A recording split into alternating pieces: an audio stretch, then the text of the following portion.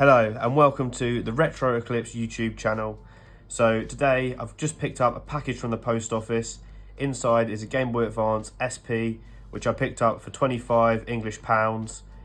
This is untested, so I'm unsure of the state at the moment. Obviously I've seen the pictures, but the seller didn't have a charger, so it couldn't be tested. Without any further ado, let's open up the package and see what's inside. So I've already opened out the package, and then obviously when I saw what was inside, I could see the GameBoy Advance through here. So I stopped and saved this for the video.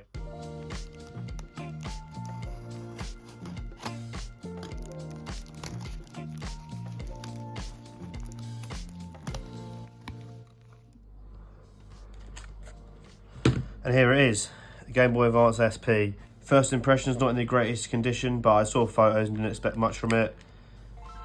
As suspected, the power's dead. I can't see anything appearing on that screen. Even though the power's dead, I can't see anything appearing on the screen, which isn't a great sign. But what we'll do is we'll get some charge into this and see if it's working. Got some charge in the Game Boy now, so let's flick it on and see if it works. First thing I can see, nothing on the screen, which isn't a great start, but could possibly be ribbon cable inside is either damaged or just isn't in the slot. So hopefully it's an easy fix and we can get this screen working. So without any further ado, let's take it apart, have a look inside.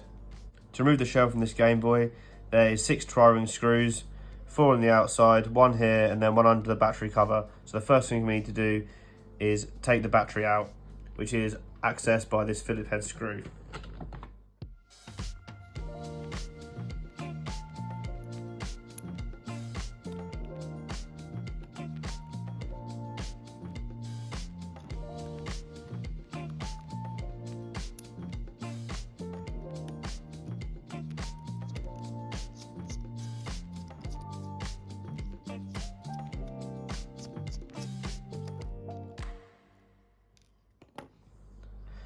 Now we've got them 6 screws out, we can take the back of the shell off and we'll have access to the motherboard.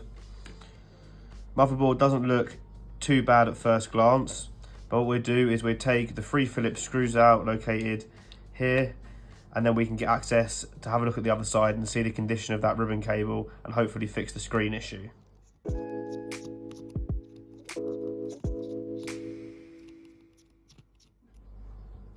Now we've taken the 3 Phillips screws out the motherboard, we can access the back and take a look at that ribbon cable.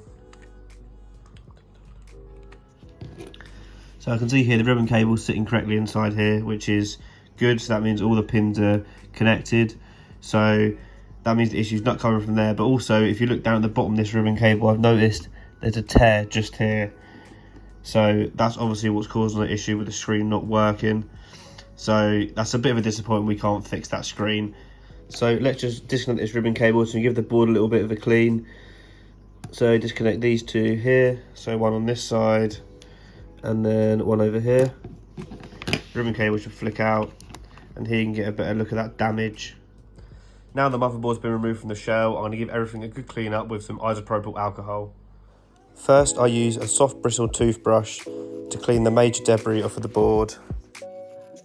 The main areas I focus on are the volume slider, the cartridge slot and the power switch, as well as giving the rest of the board a general clean.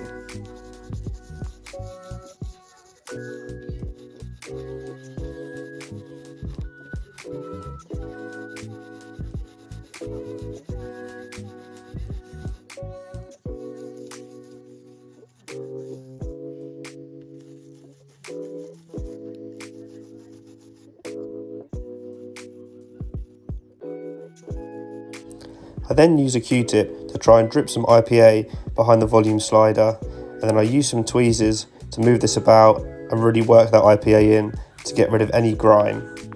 I then repeat this process for the power switch.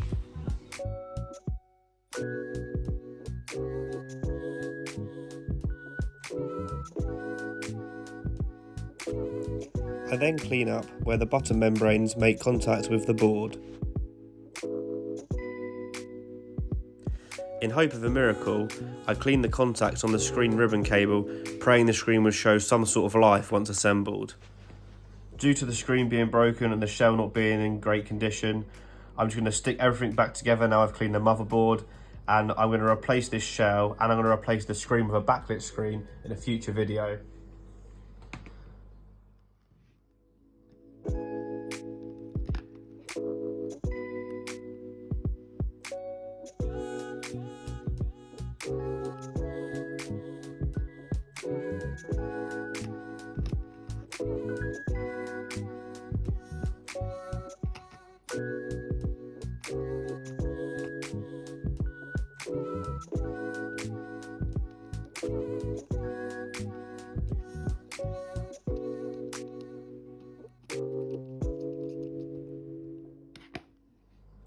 Now the motherboard's back in, we can stick the power switch in, then stick the back of the shell on.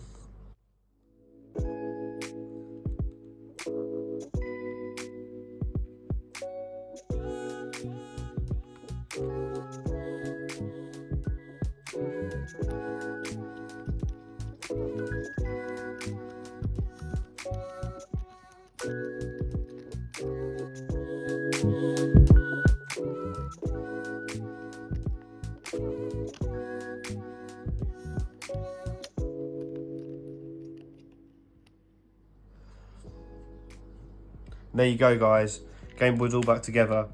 As suspected, screen still doesn't work, but this can be seen in a good way, as it gives me a chance to put a new IPS screen in this for another video.